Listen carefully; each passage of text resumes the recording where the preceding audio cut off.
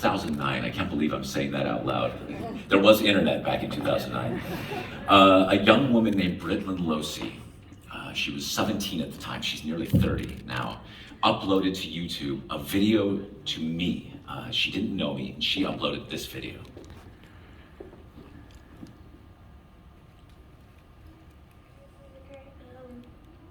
My name is Britlin Losey, and this is a video that I'd like to make for you. Here's me singing Sleep. I'm a little nervous, just to let you know. If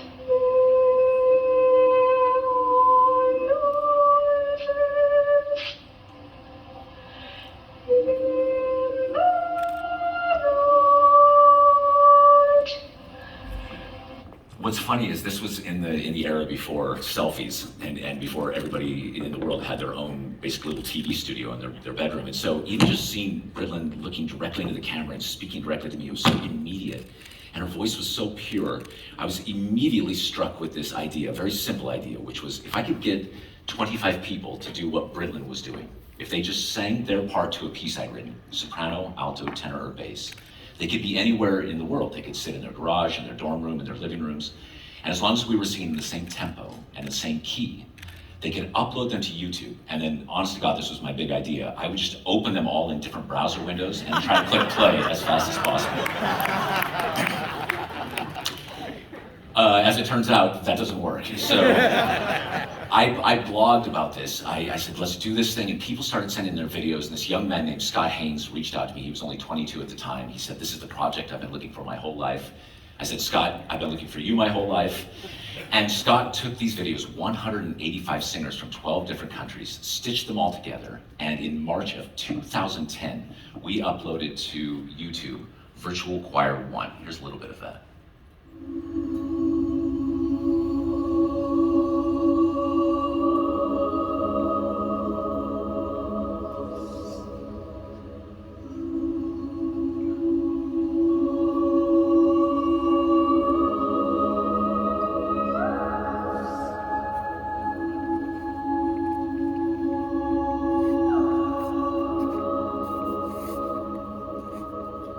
I'll stop there in the interest of time.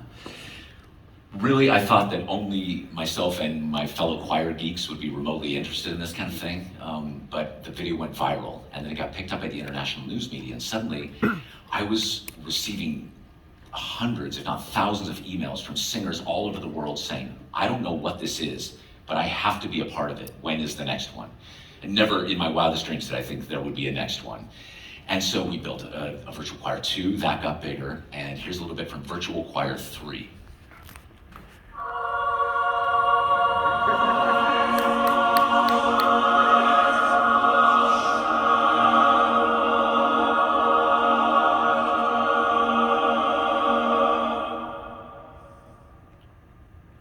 (3,746 singers from 73 different countries.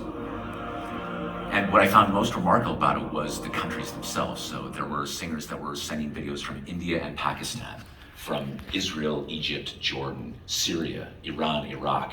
There were 7 countries from the African continent. There were singers as far north as the Great Alaskan Bush and as far south as New Zealand. And suddenly our little choir experiment had become an earth choir, a global choir.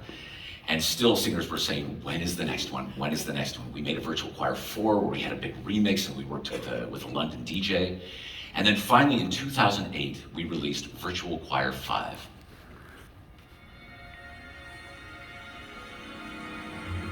This was far and away our most ambitious project. It was called Deep Field, a piece that I wrote as a tribute to the Hubble telescope. A 23-minute orchestra piece with the choir singing the last 5 minutes of it. We partnered with NASA and the Space Telescope Science Institute and used images from the Hubble telescope, things that had never been seen before. Nearly 8,000 singers joined us in this. And I remember thinking as we did the premiere at Kennedy Space Center in the IMAX theater, with astronauts in the room with us, I think we've taken this about as far as we can go. And I swear that that's the last virtual choir I ever planned on making. We toasted, we said that it's been a good decade, that was great. Then March of 2020, And it was like someone flipped a switch and the entire world stopped singing at the same time. And you may remember that there were these news articles that were coming out about these choirs who had gotten sick, and some members had even died just from being in the same rehearsal room together. And this idea that something as benign and benevolent as singing could suddenly be a threat, I really had the epiphany that we've actually been working 10 years for this moment. This is the reason we're doing this. And so in the midst of all of that, we launched Virtual Choir 6. Here's a still. This is from the very final image of Virtual Choir 6. 17,572 singers from 129 different countries. Thank you.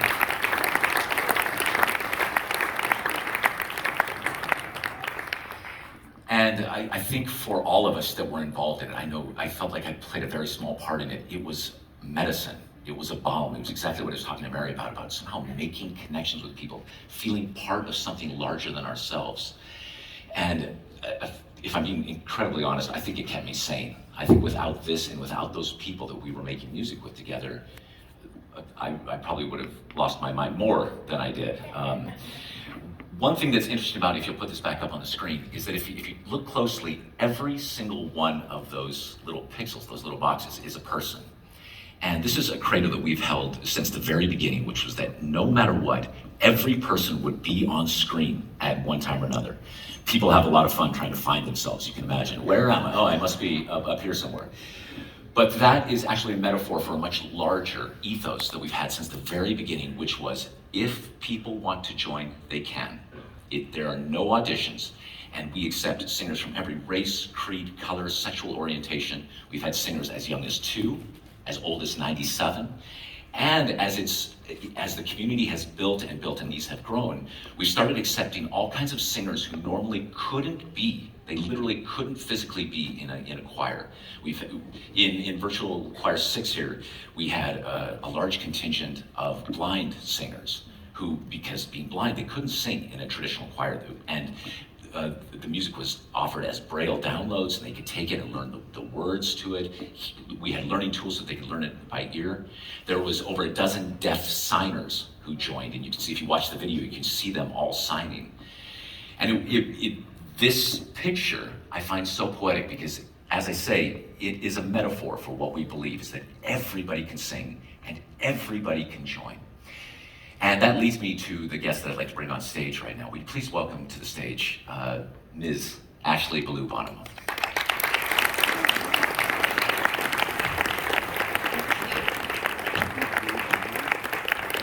Hello. That was quite the introduction. I don't know if I've ever had one of those like that before. We are so grateful to have you here today. Will you tell us just a little bit about your story, how you started with singing and where you're at today? Yeah, how much time do we have? Wait a minute. Just go. I am a 35-year-old individual living with cystic fibrosis. So those of you who are not familiar with CF, it is a genetic disease that essentially destroys your lungs. So it is stealing one beautiful breath at a time. So I decided to be a singer, which sounds like a great life plan. Thanks, Mom and Dad. So for many, many years, I tried to hide so desperately my identity as an individual living with CF and an individual as a singer, because who wants to hire somebody who can't breathe as a singer? I know, Eric, you talk about this so greatly. One of your favorite things about making music isn't the music itself, it's that collective breath, that community that gives us life. The life of the music is the breath that we have to take. And what happens if we don't have that breath?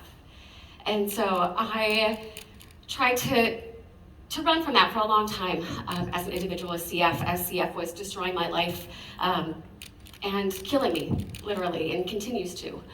And through some really devastating circumstances, I was faced with the truth of who I am, and that is a person living with CF and a person with a passion of music. And it was when I allowed those two paths to cross, I found my life's purpose.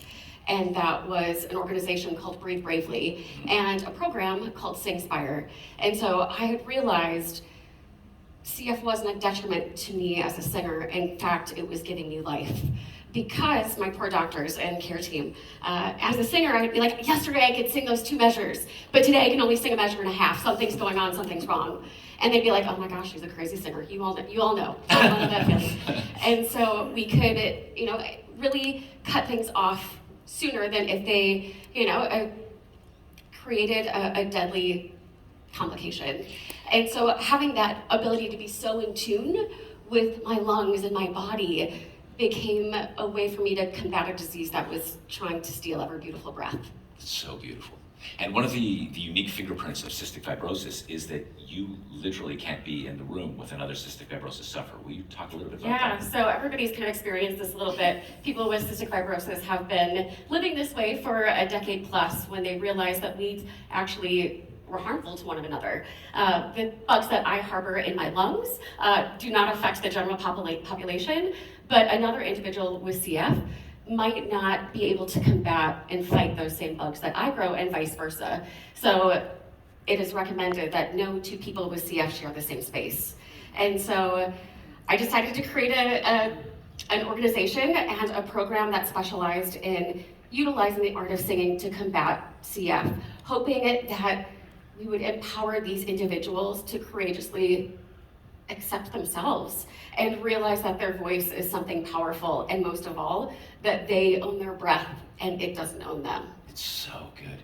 And literally, the only way that the group of CF singers can sing together is virtually. Yeah, so in 2017, we decided to start this program because I wanted others with CF to know the life-giving impact of music. And, if it didn't impact the amount of breath that was in their lungs, it could impact the quality of their life. And so just being able to think that you can breathe better goes a long way. And having that power over your own body and a disease that you can't stop and is vying to destroy you is really powerful.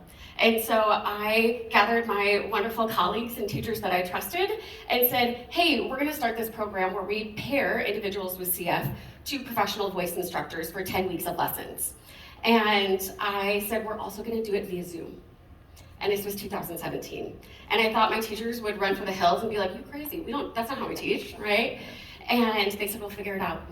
And so we quickly realized, being instructors ourselves, being students ourselves, and music makers of an ensemble, that Zoom created some problems for us. And so the logical way we would teach is like, okay, here's the piano, I'm gonna support you, I'm gonna sing with you, and you can't. Yeah. And so in 2017, when the world was unaware of what Zoom was, our teachers and our programming was impacting the lives of individuals and truly giving them life and breath. It's amazing. And I mentioned before about how people have met through the virtual choir, become lifelong friends. In fact, we've had a number of people who, in virtual choir 3, the one that looked like the big wave, there's 2 squares that are just sort of near each other, and a young man and young woman saw each other, kind of fancied each other, reached out to each other. They got married, and now we even have our first virtual baby. And Ashley, that's the same for you and I. We met through this program. You started making your own virtual choirs, right? And I was just stunned and endlessly inspired by what you and the other singers in your group do. And it's amazing to see it just sort of flower. Yeah, it was based off of you, truly. I'm a professional ensemble singer, and so the family, the community, the connection, that collective breath that you have with your fellow members, they become your family. They intricately know you because your voice is the most humanistic part of who you are. They accept you, they are there to support you. And these individuals that we work with CF from, the age of 12 years old all the way up to 60 years old, who thought that they, first of all, couldn't sing and that they shouldn't sing, and realized that that's not is what important. It's that connection that we have across the screen. And so I wanted them also to really experience that entity of a choir, of doing something greater than yourself. That, hey, you need to take 6 breaths within this measure. Cool, I need to take 4. I'll cover you on those 2 that you can't get. And that's what it's about. I mean, if you've all sung an Eric Whitacre piece, you all know that a collective breath it goes a long way, and that you're there to cover each other. And I think that is the greatest sense of community, is it's not about the single voice, it's about what you bring together, 17,000 or 7. And so it's something so much greater than yourself. Oh, it's so beautiful. Ashley. Thank you, Ashley.